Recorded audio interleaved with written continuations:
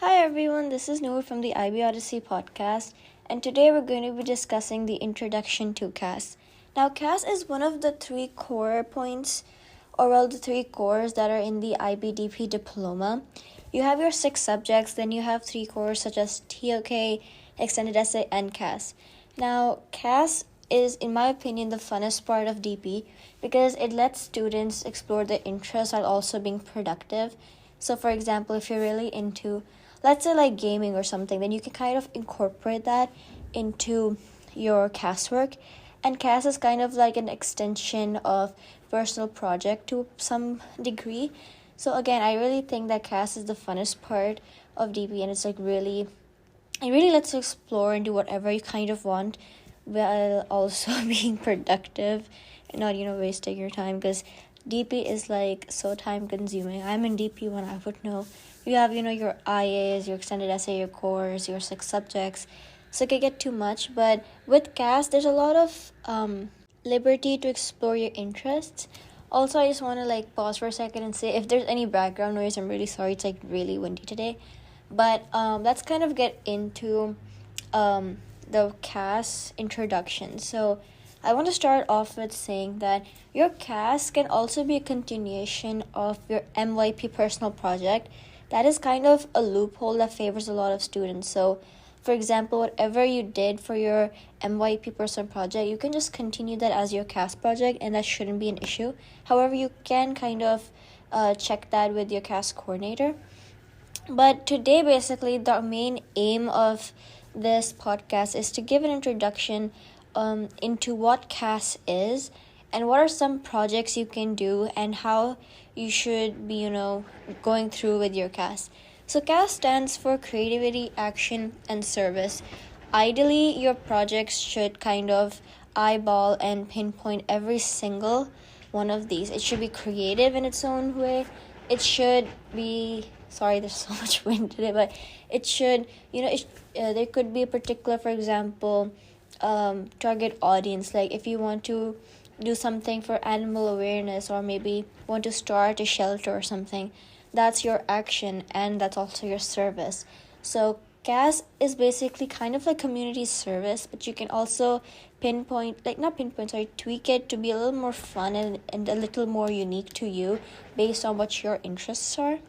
It's very important to have your CAS experiences associated with each one, well, not necessarily each one, but at least one of the subject groups of the IB program. This will provide the students with, a sense of more holistic education as well. Your teachers can also assist you with making links between subjects and your CAS experiences so that they're more appropriate and they're more interlinked. This will also provide students with the opportunity to work on their transfer skills. Again, ETL skills right there. And they will also see how they have learned in each subject group and how that's being applied to real life. So, how people joke, when am I going to use the quadratic formula in my real life? Maybe you can use your CAS experience to kind of figure out how that can work. Other than that, it also helps to motivate and challenge the students, and also to strengthen their subject knowledge and understanding. And they can do this all while actually enjoying themselves and enjoying the different approaches to their subject. So I'm not someone who really likes math, so I'm probably not going to, do a CAS project or a CAS experience that's involved in maths, but I'm probably going to do it in something like BM, like business management, which is my favorite subject. So again, you can do whatever you want and also have fun at it while you're also literally doing your diploma. So to continue, CAS experiences, they must be distinct from, and they can be or cannot be used in the student's diploma course requirements. However, DP subjects can also, inform your CAS experiences. And there are so many, subjects and so many groups. So I kind of want to, in this particular episode, go through every single group. Starting off with Group 1, which is Studies in Language and Literature. So, as the aims of Group 1 is that it provides students with different skills to enable them from, engaging and understanding and analyzing and also producing a variety of texts. So what you can do with this particular group, if you're really into literature, you could start a school magazine, you could start a school newspaper. So, a group of students who are interested in studying like journalism, for example, they could organize a school newspaper and raise awareness on like global issues through a variety of texts and sections. There could be different columns of the week dedicated to, like international affairs or whatever. Basically, this will also keep the school community informed about like local and national, international, as well as global events. So this is such a great CAS project. I personally really would encourage others to start this if they don't already have a school newspaper, or if they're not a part of it, they should be, because it's such a great CAS experience. Another would be storytelling. So like a student or a group of students, they can who do enjoy reading, they can share the experiences on a blog, or they could start a YouTube channel, or they could also start a podcast and discuss storytelling. They could come up with creative writing, things like this. They could start a club maybe.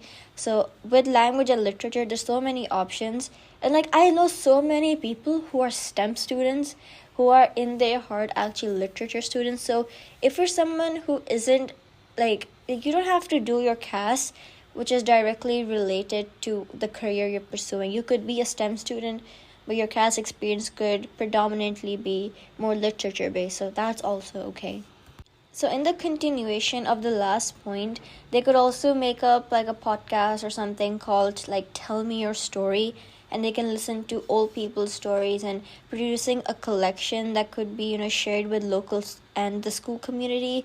This is also a great way of like preserving the heritage of people. You could, like, for example, if you're Pakistani or like Indian or from any ethnicity, you can discuss things like partition or any war or something that people in your family have gone through. It's such a great way of like also connecting with people and learning about historical events from someone who was directly involved. So that's such a great way of like preserving history and heritage. Next group would be group 2, which is language acquisition. So in language acquisition, there's a lot of studying languages, cultures, and idea of global significance while enabling students to communicate with what they've studied. So this could incorporate creative writing and critical reading. A lot of the great projects that you can do in this group would be sign language, which I think is so awesome. So like a student who's really curious about sign language, they can learn sign language, or they could kind of do a workshop. They can also teach others sign language, which can be very useful. Another project could be sharing the planet. So for example, through these lenses, students could approach an NGO that works with, for example, migrants in their community, and they could recollect the stories from the people in order to understand their culture, and also try to come up with an artifact such as a documentary, a mural, a newspaper, a blog post, a short video or something, basically, which would be highlighting these people and their culture. And for example, if they're immigrants, then you could ask them questions like, what were the living conditions from your country? Why did you immigrate? Was it for educational purposes, like higher education? Was it for better employment? Or for example, you could also ask them other great questions like how learning a new language has increased your appreciation for and respect for a new culture, or to what extent the themes studied in the subject provide you with a wide range of varieties of ways of interaction and of agency. Well, that's something you can ask yourself as kind of a reflection, which is funny because in CAS you have to do so many reflections. We will be coming towards that point later in the podcast towards the end.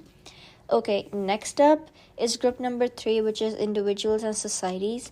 So this is basically, this has a lot of different subjects with different subject-specific knowledge and aims. So group 3 subjects aims are based on like a systematic development of skills, that will provide students with the capability of studying human experiences and behavior, which could be like physical, economical, and social, environmental, and also the history and development of social and cultural institutions. So in INS, Individual Societies, Group 3, there's subjects like psychology, global politics, business management, and each of these subjects could have, their own kind of linked CAS experience. So, for example, for business management, students who are interested in having their own business could create a little shop that will provide, funding for CAS activities. They could start up a CAS society or CAS club in their school. They can be the ones in charge of the marketing, the selling, and the re-engineering that needs to be done. So that's one for business management. You could also go and help an NGO, help people set up, people who are underprivileged and don't have the right access to resources. You can also help them kind of set up their own businesses. There's a great organization affiliated with the UN in Pakistan called Caravan Crafts. They help underprivileged women who are really skilled at things like embroidery, for example. They help them set up their own businesses. So you could also do something like that. You could intern with them. That can kind of also be a CAS experience and, learn something. Next step would be global politics. So like a group of students who have been a part of, like, let's say the MUN club or the debating society, they could organize the MUN simulation in their school. They could choose committees that relate to the concepts seen in class, like sovereignty, the human rights, interdependentness, sustainability, development, and, so on and so forth. They can also start something that's kind of a journalistic initiative for, giving students voices to kind of discuss their own perspectives on global issues, on local issues, national, international issues, such as, like if there's a particular conflict going on, they can kind of get their own perspective on it. And then the people whose CAS experience this is, who take global politics, for example, they can kind of monitor it, and they could, for example, they start like, like a school gazette or something like that. Then they can kind of, be the editors-in-chief. So that's kind of a really good idea. To continue, for another subject such as psychology, a student who has seen the effect of, for example, coronavirus on their classmates, they could create like a study in this type of situation, and then also research and do surveys, and they could find out ways how they can help their peers, their classmates, and others alike who have, struggled mentally or lost someone because of coronavirus. So that's also kind of something you can do with psychology. So the thing with psychology is you can't really do like you can't do studies on children or on people who aren't legal adults, not at this level, because these things are usually done in the undergrad level. So you would probably need a trained psychologist to maybe kind of overlook and oversee the operations. Again, this is something you can discuss with your psychology teacher as well as your CAS coordinator, just to be sure and just to be on the safe side. I know this sounds a bit like kind of scary, but trust me, a lot of people can come up with like great psychology related CAS experiences as well, such as, even just to spread awareness on mental health. For that, you could create an Instagram account or a YouTube channel where you kind of interview your peers, and they could discuss and kind of destigmatize, yes, that's the word, destigmatize the concept of mental health amongst teens or whichever age bracket that you're targeting. So that's also something very interesting. That's definitely something doable as well. Okay, so next up is group 4, the sciences. Now in sciences, you have your chemistry, you have your physics and biology. Okay, one thing I want to add. So environmental systems and society, the IBDP subject, it kind of goes hand in hand with both individuals and societies as well as the sciences. So you can also go through this subject. So for example, in like if you want to do something with chemistry and physics, you could do like plan activities in schools, maybe underdeveloped communities where students can, realize the lack of availability in terms of drinkable water or something. Like with the supervision of your teachers, students can develop a system to clean water. So, purification system mechanisms could be developed. This will also really help with students and their learning, and this will also help students to understand the possibility of having clean water while in school, because of course so many of us are so privileged, while people in even our own countries don't really get to have the same resources that we do. So this is also a great way of helping a community. Continuing in terms of physics, a student who practices martial arts, for example, and they want to help themselves and their classmates in execution of the techniques, they can also analyze the movements that apply to Newton's law, for example, and make an instructional video to be shown in class. This can definitely help people to stand up for themselves and self-defense, which is really important. So in terms of physics, I know this might not be the most best example in terms of physics, but this is something you can do for people who are truly passionate about any subject group. I just know that they will find anything on the top of their head. They'll be for example, if you're really into physical health and education, you probably want to do something related to this as well, or you probably want to help out young children and try to help the underprivileged kids who don't know how to maybe play a lot of sports and stuff. You could help them in terms of that. You could help them in terms of realizing the need of exercising, a healthy diet or something. So that's a really good idea.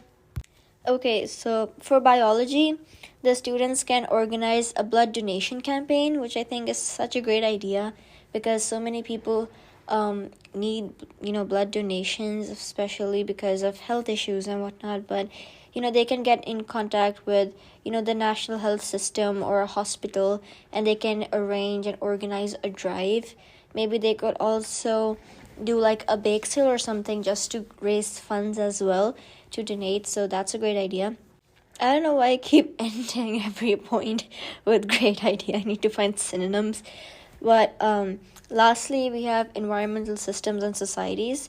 So students who like trekking, hiking, things like that, they can go on they could organize kind of a field trip, and they can take their classmates along, and they can find out that they could help and organize the flora and fauna to be projected and protected in a particular area. They could also prepare an instructive video to be used in their classes by their classmates who are going to be following the same subject. So you could do it for your seniors, or for your juniors. This could be done. You could also, for example, go to areas where there are a lot of landfills, or if there's excessive amounts of pollution, and you can also get a group of people organized, and you can go and pick up the trash, and you can document it, and then you can upload it to YouTube. I mean, everything doesn't have to be a video. You can be very creative with it, but you can bring awareness to what your local community is looking like and what it should look like, hopefully in a utopian world. But basically, this could really help bring awareness to a lot of really big issues such as climate change. For example, I have 2 CAS projects. Okay, funny enough, this podcast is one of my CAS projects. I have 2, and my second one is a account on Instagram for raising awareness on plastic pollution. So I've connected that to ESS. I take ESS, and I'm basically discussing how harmful microplastics are, how they're different kind of plastics. And I know plastic pollution is a very popular topic, but it's more than just don't use plastic, use this instead. So that's kind of what I'm trying to do with my project, because it can really help bring awareness to people, which is once you're aware, you kind of want to do something about it. So that's definitely the first step.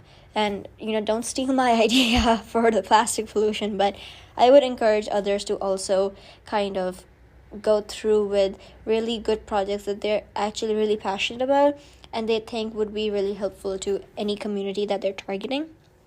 Moving on, group 5. So this is mathematics. Some of the examples can be, mathematics tutoring. You could coordinate with teachers from a local school or community and provide assistance to students who are struggling in maths. If you do decide to do this, hit me up. I need help in maths. but they can also help to prepare the materials and coordinate the time to tutor them. They can bring in resources such as textbooks, notebooks. They could, start a donation drive where people can donate books and, things along the lines, so that kids who are underprivileged can actually get a great opportunity to also, get education, which is everyone's basic human right, of course. Another example would be developing mathematics appreciation. So students could organize a math competition adapted for different levels, and students would also be awarded with house points if you go to Hogwarts or any other awarding system that's in your school. You could do something with board games. I think that'd be really cool. You could make up your own board game. How fun of a CAS experience is that? You kind of incorporate maths into it, and you make your own board game, or however type of game you want to make.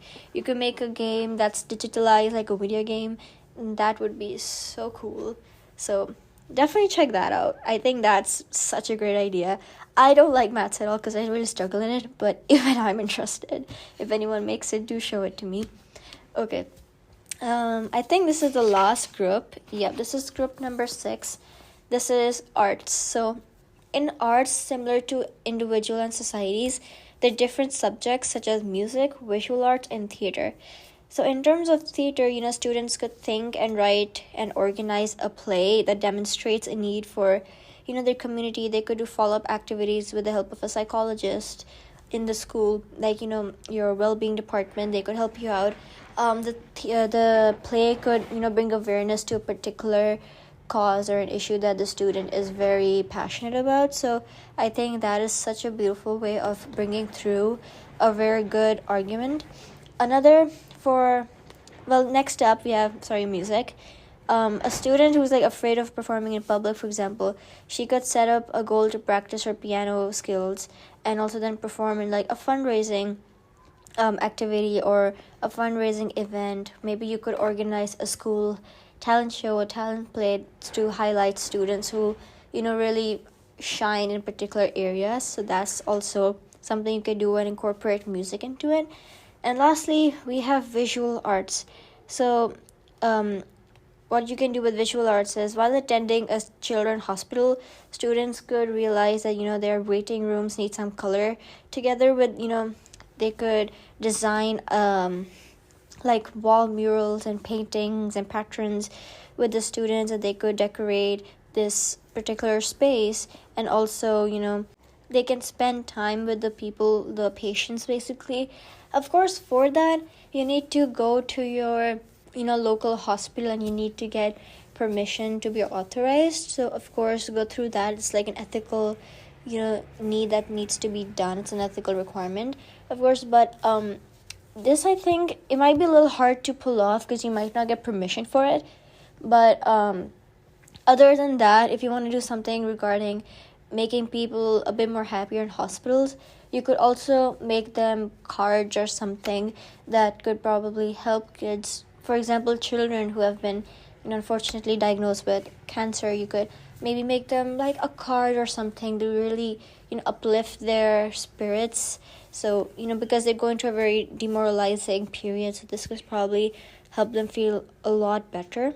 So definitely check that out. With art, you could also incorporate psychology a bit. You could interlink it, and you could do art therapy, and you could do an after school event or something where people come in circles, and they may be doing whatever helps them feel a little better. So that's great. You could do sculpturing, there could be painting, color painting, whatever that uplifts someone's soul. Because during, I think this is a great exercise and a CAS project to be done during exam season, when people are really, really stressed for exams. So I think this is such a great idea for the exam season. So definitely do that one, because I would appreciate if someone in my class did it, because it would help get my mind off the stress. So that was pretty much it for the subjects. I really hope this was helpful. This is kind of part 1 of what I want to discuss. The second part is very short, but it's really important to kind of connect your project to a subject. I'm not sure if this is like a requirement per se of the CAS, but I do think it would definitely help. Another thing that's really important is connecting your project to a UN SDG goal. So, for example, if you go to my podcast's Instagram account, you can see that there's a post which is regarding the goal that I'm connecting this podcast with, which is goal number 4, which is quality education. So you can do, whatever goal that your project kind of incorporates. Earlier, I was talking about my awareness for plastic pollution Instagram account. So when you go on that Instagram account, in the bio, it says UN SDGs we're focusing on. So I'm focusing on, for example, 12, 13, 14, and 15, which is responsible consumption and production, climate action, life below water, life on land. So these kind of ones that are directly linked to whatever project that I'm doing. So the importance of these particular UN goals is that they really help bring out the main message of your project. And again, I'm sorry for the background noise. Okay, moving on. I think the biggest part of your CAS should not only be the fact that, it's fun. Like, if you just design a video game, that's really good. But you should also be making an impact on a community because, CAS is about creativity, service, action and service. So you should also do something that's helping or bringing awareness to a particular issue, helping a minority, helping a group of people who you wish had a voice, and through your project, you're kind of bringing a voice to them. So do definitely look into whatever subject group or whatever interest you have and how you can kind of link it to something that's kind of more beneficial for someone. For example, the idea I had of my podcast came from me and my friends just joking about we should have like a podcast where we just talk total nonsense and talk about nothing in particular, and each episode is just like us goofing around. And then I was thinking, hey, why don't I make a podcast for my CAS project? Because I need a CAS project, so why don't I do one? And then I was like, as an IB student myself, it's really hard to find resources and IB related things on the internet. Not always, but most times. So I was like, I'm passionate about getting IB resources to pass my diploma, and I like the idea of having my own podcast. So why don't I kind of incorporate that together and do something that's fun for me, is targeting a UN SDG, which is better quality education, and also helps a particular community, which is everyone who studies IB. And even if you don't study IB, you're more than welcome to listen to my podcast, of course. One of my last points is that this also helps to start and have extracurriculars alongside your academics. So a lot of my friends and I think that CAS is the kind of best balance between your academics and your extracurriculars. For example, if you're someone who wants to apply to the US, extracurriculars as well. And CAS is literally a part of your diploma. So in a way, this is your academics, but this is also you kind of having a personality outside of, studying for things. This helps you really explore whatever you're truly passionate about and what you have like genuine interest in. So, my podcast is my CAS project, but is also an extracurricular of mine, which I'm going to put on my CV and on my college application. So in a way, this is kind of best of both worlds. It really helps you, have that extracurricular in the bag as well of fulfilling your CAS requirements. This is a great way of doing both in one, 2-in-1. Okay, now this is my last point. Okay, I'm sure you guys have heard of CAS reflections. Now, CAS reflections are this thing where you discuss what you did for your project. How was the planning mode for you? Like, how did you organize your ideas? How did you plan out, your project? Who's involved? How did you pick people? All that things. You have to kind of, if, for example, if you want to do like a drive for restoring trees and you're doing, tree plantation, you should take pictures and like screenshots of whatever you're doing through each step, like each and every step should be documented. Because in the reflection, you need to discuss what you did, but then you need to give evidences while you're also uploading your reflection. After reflection, you upload videos, articles, journals, whatever that you used for getting information. You put that up all on ManageBack. On ManageBack, there's literally a tab for CAS. You go, you write your experience, you write what your experience is. They give you goals. You pinpoint a goal and everything, and then you start your experience, and then you do reflections under that. And then it's so important to record every single detail. Like, have a folder on your laptop or your phone of taking pictures, taking screenshots, and putting them all there so everything's organized. Because the thing with CAS is, if you fail CAS or any of your course, you don't really get your diploma, which I started off this podcast episode with, which I know is so scary. But again, the thing is, CAS is, the deal with CAS is either you pass or you don't. So there's no in between. There's no like grading system. At first, there was like an R requirement for creativity, for action, for service. But I believe they don't do that any longer. So all you have to do, and again, CAS is so easy. It's so simple. All you have to do is literally write up a CAS reflection about what you did. You could do this once a week. You could just write, on this day, I did this thing, and this is my evidence of me actually doing that. If I did research, these are the links I found. And then you can attach every single piece of that. So this really, really helps to, make sure you get your diploma.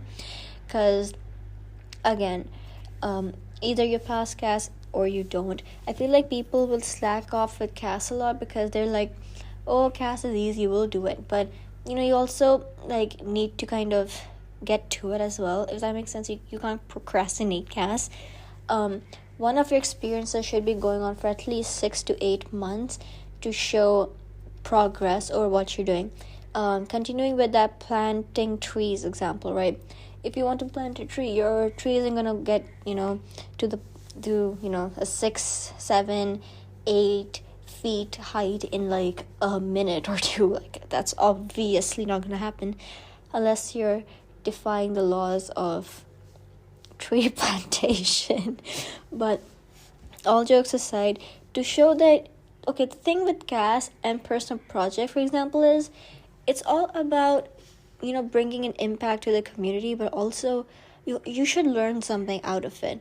That's why when you write your CAS, they have a particular set of goals that they kind of ask you to fill out. Is this the goal that you did today, or this one, or was it all 3 of these or 4 of these? The thing with CAS is you should be learning something out of it. That's the main point, right? You're bringing a particular message for this community or for this purpose, but you should also, be a better learner, be a better person by the end of this. So with 6 to 8 months at stretch, if you're doing something, you can see that progress in yourselves, and you can also record the progress, because at the end of the day, the IB examiners, they're going to be overlooking your CAS reflections. They're not going to necessarily look at the Instagram account you started. They're going to be looking at, why did you start this? What was the passion behind it? What was the reason behind it? Back, my last 2 episodes were on the personal project, and I discussed that my personal project was making a cookbook for people with diabetes and lactose intolerance. And in my personal project, I discussed that I chose diabetes because I'm a Pakistani, and a lot of people in Pakistan have diabetes. It's a very popular health disease. And I did lactose intolerance because I was lactose intolerant as a child, and I still do face some of the kind of after effects or consequences of that health condition.